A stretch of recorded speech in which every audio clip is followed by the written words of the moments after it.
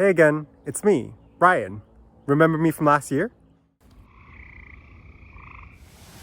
Every year during the spring and summer, the voices of frogs and birds echoes throughout the wetlands and forests of the Rouge Valley.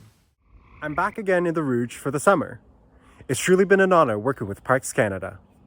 And throughout my time here, it's evident how important it is to recognize our role as human beings in nature and conservation. When you imagine being nature, what do you expect?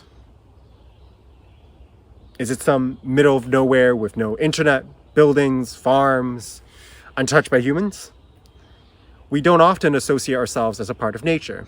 Thus, we alienated ourselves from conservation, thinking that we don't need to care about the environment, and that it's better off without our intervention anyway.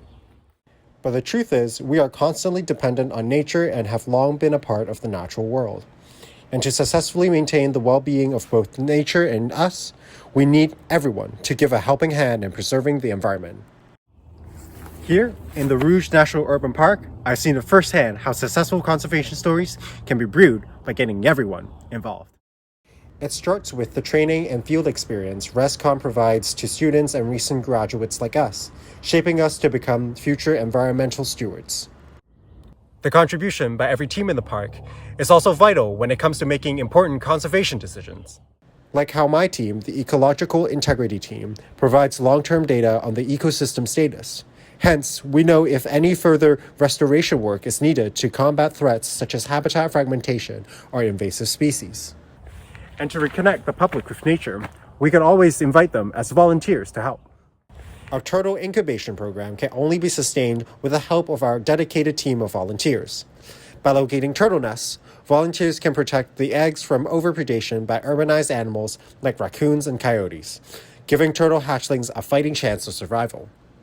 National urban parks have the unique opportunity to reconnect the public with nature. By establishing sustainable relationships with locals and conducting public outreach, everyone can get to bond with their surrounding environments and the land they stand on. Future national urban parks can follow the lead of the Rouge by offering people a sense of responsibility and belonging to nature, thus furthering conservation and stewardship causes.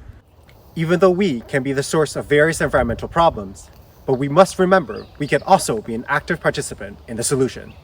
This is Brian Chan from R.Rescon, signing out.